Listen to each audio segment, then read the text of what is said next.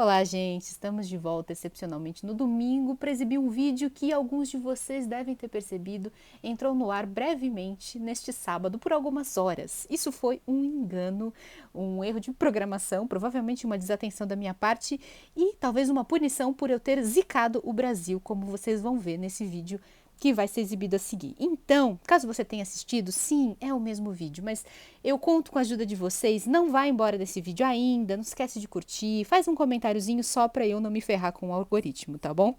E espero que vocês gostem. Olá, gente! Estamos de volta com mais um vídeo aqui no canal. A essa altura eu acho que a Copa do Mundo já deve estar nos oitavos, nas quartas de final, não sei muito bem quando que esse vídeo vai ao ar. E eu não estava entusiasmada no começo da Copa, mas conforme a coisa começa e vamos lá, o Brasil vai avançando aos trancos e barrancos, ou vai avançando bem, não importa, a gente vai se entusiasmando e vai deixando pra trás todas aquelas, ressalvas que a gente estava fazendo, mas eu continuo achando o Catar um país muito problemático, enfim, tem muita coisa complicada e polêmica que eu sou obrigada a passar por cima para me entusiasmar com a Copa do Mundo, mas tem essa magia, né? A gente acaba se entusiasmando no meio do caminho. Eu tive a ideia agora de fazer um vídeo que eu devia ter feito lá no começo da Copa, mas não importa, naquela época eu não estava entusiasmada, agora eu tô um pouquinho mais, então aqui vai um vídeo em que eu vou fazer uma volta ao mundo. Eu escolhi 5 livros representando 5 continentes, então a gente vai dar uma volta no planeta e cada um desses livros vem de um país que se classificou para a Copa do Mundo. Infelizmente, alguns deles já foram eliminados, mas não importa, a literatura continua sendo boa mesmo que a seleção não seja tudo isso. Eu fiquei muito chateada com a eliminação do México, é um país que eu gosto demais, eu visitei, quero visitar novamente, e é de lá que vem a indicação que eu trago para vocês, é o Festa no Covil, de Juan Pablo Villalobos. É um livro contemporâneo, ele é relativamente recente, é um livro bem curtinho e absolutamente inesquecível. Ele tem um humor sarcástico, mordaz, e ele traz a nossa boa e velha conhecida realidade surreal latino-americana que mistura afeto com violência. Festa no Covil é narrado do ponto de vista de um menino que é filho, herdeiro, na verdade, ele é o príncipe herdeiro de um grande chefe do narcotráfico mexicano. Tudo é contado do ponto de vista de uma criança que mal tem consciência do mundo ao seu redor. Esse menino se chama Totli e ele é muito novo e ele não tem completa consciência do absurdo que o cerca. Totli é um pequeno príncipe herdeiro do narcotráfico mexicano, fechado em uma fortaleza no meio do nada. Engana a solidão colecionando chapéus e palavras exóticas, mas Totli tem uma inteligência fulminante e 3 chapéus de detetive, e com eles investiga noite e dia os enigmas deste reino. Ele também tem uma ideia fixa, olha a ideia fixa do menino: completar o seu mini zoológico, porque é uma criança que tem um mini zoológico em casa, sim, porque o pai dele pode dar um mini zoológico para ele, e ele quer completar o zoológico com os hipopótamos anões da Libéria. E ele é bem capaz de conseguir o desejo dele, afinal de contas o pai dele dá de tudo. Parece absurdo, parece surreal, pois saiba vocês, nossa vizinha, Colômbia, que também é um país, marcado pelo narcotráfico, tudo, ela tem uma população de hipopótamos, eu não tô brincando, tem uma população de hipopótamos que se reproduz descontroladamente na Colômbia, porque Pablo Escobar, lá atrás, nos anos 90, no auge, ele tinha tanto dinheiro, tanto poder, podia tanto, que ele resolveu criar hipopótamos na sua propriedade. E, é claro, depois que ele foi embora, a população de hipopótamos se reproduziu livremente. Hoje em dia tem hipopótamo sendo avistado caminhando pelas ruas em cidades pequenas no interior da Colômbia. Isso não é mentira. É a realidade sul-americana surreal.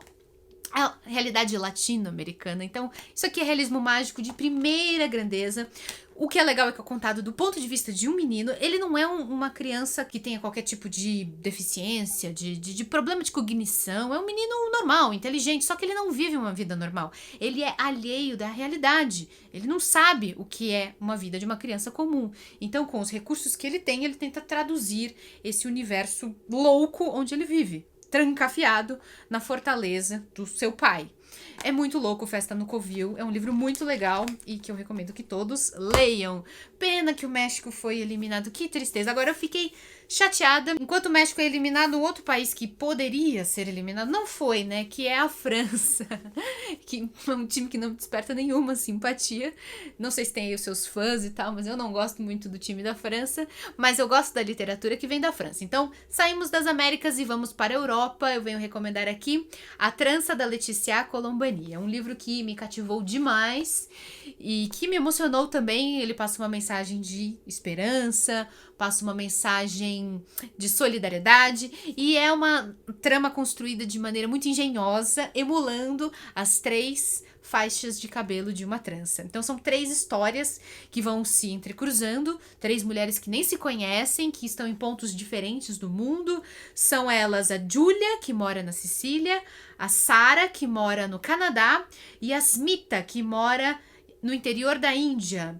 Elas têm vidas, como vocês podem imaginar, muito diferentes. Parece que não vão se cruzar em momento nenhum, mas as histórias delas vão sendo contadas e no final, como numa linda trança, algo vai unir essas 3 mulheres. E a Letícia Colombani, ela tem nesse livro aqui uma capacidade impressionante de encerrar cada capítulo num momento de grande suspense, de grande expectativa, que faz com que a gente fique ali se controlando de curiosidade, porque ela interrompe a narrativa de uma das mulheres, e quando a gente quer saber o que vai acontecer com elas, a gente é obrigado a cortar para a trama seguinte e vai contar a história de outra delas. E a gente fica nessa angústia, né? Querendo saber, mas sempre pulando de uma história para outra, até que finalmente tudo vai se encontrar. Uma leitura fácil, curta, um livro não é muito complicado, não, dá para ler em poucos dias e eu recomendo que vocês façam isso porque é um livro muito saboroso. Bom, vamos continuar migrando, agora a gente vai para o continente africano, mais precisamente para Camarões. Camarões, país, inclusive, que se enfrentou com o Brasil. Agora que eu tô gravando esse vídeo, ainda não houve o confronto Brasil-Camarões, mas eu espero... Vamos ver se lá na frente eu vou estar enganada. Espero que o Brasil ganhe com certa tranquilidade de Camarões, né? Mas nunca se sabe. Eu posso estar zicando aí, o Brasil vai perder por minha causa. Não sei, descobriremos depois. Depois vocês me xingam aqui no comentário se eu ziquei o Brasil. Mas eu acho que o Brasil vai ganhar de Camarões. E representando Camarões, eu tenho aqui um livro chamado Aqui Estão os Sonhadores, da Imbolo Mbue. É uma escritora de origem camaronesa que fez o trajeto, né, de diáspora, né, de migração para os Estados Unidos, mas ela mantém a sua identidade, óbvio, camaronesa, e traz nisso na sua história, tanto que a história é centrada numa família de imigrantes camaroneses que larga tudo, né, tudo que eles tinham para viver o sonho americano. Eles vão para os Estados Unidos achando que lá vão viver numa casa com um gramado verdinho e grama bem aparada na frente, carros na garagem, que vão todos os dias comer cereais com leite e tomar litros e litros de suco de laranja. O pai, o Yende Yonga, ele acaba conseguindo um emprego de motorista particular de um homem muito rico, um executivo do banco Lehman Brothers. Claro que vai existir um grande choque de culturas, né, dessa família que veio do Camarões e essa família norte-americana super rica. Eles vão conviver assim, meio à distância, como costuma ser com patrões e empregados, mas em 2018, uma grande crise financeira mundial que vai ter como epicentro o colapso do banco Lehman Brothers, vai balançar tudo, e aí um monte de rachaduras vai, né, se aprofundar dentro dessa família de ricos, e os camaroneses vão sentir os impactos desses abalos sísmicos. Então esse livro faz aquele tipo de retrato de 2 culturas, mostra como são diferentes os casamentos entre os ocidentais, os norte-americanos e os africanos de Camarões. Aqui Estão os Sonhadores, explora questões como amor, classe, raça e família, enquanto expõe a fragilidade do sonho americano. Então está aqui. Custei para encontrar um livro de um país representado nessa Copa do Mundo, ainda bem que tinha esse de Camarões. Os meus outros livros são de países que não se classificaram dessa vez, como Nigéria, África do Sul, Angola. Tenho livros da Somália, de Ruanda, mas dessa vez eu só tinha Camarões representado pela Copa do Mundo. Não foi difícil, no entanto, encontrar um representante da Ásia, porque o Japão está na Copa do Mundo, inclusive Nesse momento que eu tô gravando, o Japão está classificado, avançou para as oitavas de final. Tenho muitos livros do Japão, já li alguns livros japoneses e trouxe resenhas aqui, e esse acho que foi o mais impactante para mim, O Silêncio de Shusaku Endo. É um livro que não é contemporâneo, ele é um tanto mais antigo. O autor nasceu em 1923 e morreu em 96. Esse livro foi escrito, portanto, em meados do século XX, e ele é um livro denso, é um livro filosófico e um livro que trata de questões religiosas. Muita gente não sabe, mas durante o século XVII, na história do Japão, houve trabalho de missionários jesuítas que chegaram até o Japão para fazer a mesma coisa que os jesuítas estavam fazendo no mundo inteiro, inclusive aqui no Brasil, que era catequizando gente. Muitos jesuítas foram para o Japão e foram até que mais ou menos bem recebidos durante um tempo. Só que depois as circunstâncias políticas mudaram e os jesuítas deixaram de ser bem-vindos e passaram a ser perseguidos. Assim como aqueles cristãos que eles tinham conseguido converter para a fé da Igreja Católica. Isso tudo aconteceu no século 17, o ano 1600 e alguma coisa. Tudo isso é histórico. O Shusaku Endo faz aqui um romance histórico baseado em fatos reais, com personagens reais, que são padres jesuítas, muitos deles de origem portuguesa. Quando esses missionários começam a ser perseguidos, muitos deles presos, torturados, mortos, alguns começam até a questionar a própria fé. Então esse é um livro bem interessante, muito filosófico, muito profundo, né, que se pergunta até que um ponto, né, que vai a nossa fé diante das maiores adversidades. Enfim, é um livro muito bonito, uma excelente oportunidade de vocês conhecerem um pouquinho da literatura japonesa. Agora eu quero terminar um pouquinho mais pra cima, trazendo um livro que só me traz boas lembranças e viajando, portanto, para o quinto continente, a Oceania. Eu trago aqui um representante da Austrália. Austrália que, por sinal, surpreendeu a todos, se classificando para as oitavas de final.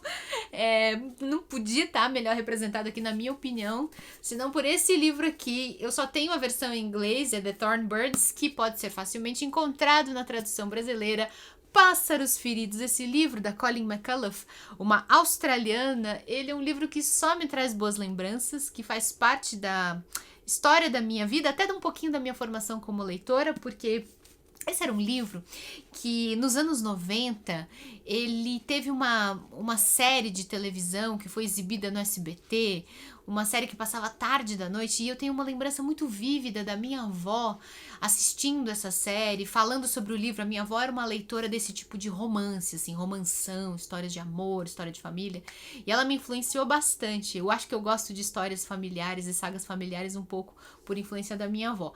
E ela falava com tanto gosto, com tanto amor por essa história, por Pássaros Feridos. Ela tinha lido o livro, ela tinha o livro na casa dela, ela assistiu a série na TV, ela aproveitou que estava passando a série na TV para reler o livro, e ela me contava com tanto gosto das histórias, da personagem principal, que é a Meg e tal, que eu fiquei muito curiosa. E eu era novinha, e eu lembro que eu peguei o livro para ler, né, eu queria ler e tal. Eu lembro até que minha mãe dizia que não era livro para criança, que eu não devia ler e não sei o quê, mas eu peguei para ler escondida porque eu tava muito curiosa para ler, e foi muito marcante para mim. Eu era uma criança, eu devia ter uns 10 anos.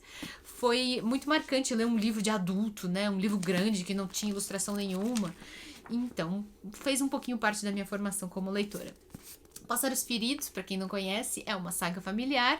Conta a história da família da Meg. Quando a história começa, eles vivem na Nova Zelândia, e a Meg é bem pequenininha, ela é a caçula de uma família que só tem homens, ela tem um monte de irmãos mais velhos e ela é a única menina. Começa tudo em 1915. E aí, fugindo da pobreza, da miséria, eles saem da Nova Zelândia e vão para a Austrália trabalhar para uma tia rica que tinha muitas terras no Outback australiano, aquele grande deserto. Ela tinha terras, ela criava ovelhas, e eles foram trabalhar para essa tia que era muito rica e muito gananciosa, muito mão de vaca, que tratava os próprios sobrinhos, o próprio irmão como um empregadinho e tal. E, bom, vai frequentar muito essa fazenda um padre católico chamado Ralph. E esse padre e Meg que por enquanto no começo é uma criança, mas depois vai crescer, vai virar uma moça muito bonita. Esse padre e Meg vão ter um crush. E eu não vou contar mais nada porque vai ser dar spoiler, né? Mas a gente vai ver a vida inteira dessa família, dessa moça principalmente, a Meg, desde 1915 até mais ou menos 1970, que foi quando esse livro foi publicado. Então, Pássaros Feridos é também um livro bem australiano, sabe? Porque ele fica narrando pra gente como é a paisagem australiana, quais são os costumes do outback australiano, da região onde eles vivem. Enfim, é bem legal. Eu acho que combina demais. Quando eu penso em livros australianos, eu sempre penso em Pássaros Feridos. Essa, portanto, é a minha volta ao mundo em 5 continentes, com países que estão representados nesta Copa do Mundo. Todos esses livros estão disponíveis lá na Amazon. Eu vou deixar tudo aqui embaixo. Aproveita os descontos, aproveita os preços especiais que vocês vão encontrar por lá. Comprando livros usando esses links, vocês ajudam o canal. Se vocês já leram algum desses livros, se vocês se lembram das resenhas, porque 3 aqui, ó, o Festa no Covil, A Trança e O Silêncio tem resenha aqui no canal. Coloca aqui embaixo nos comentários o que você achou, se você já leu algum desses livros. E se você quiser ajudar esse canal a continuar existindo, você pode se tornar um padrinho ou uma madrinha. É só conhecer a minha campanha no Padrim, o endereço está aparecendo aqui embaixo. Um beijo a todos, a gente se vê no próximo vídeo. Até mais!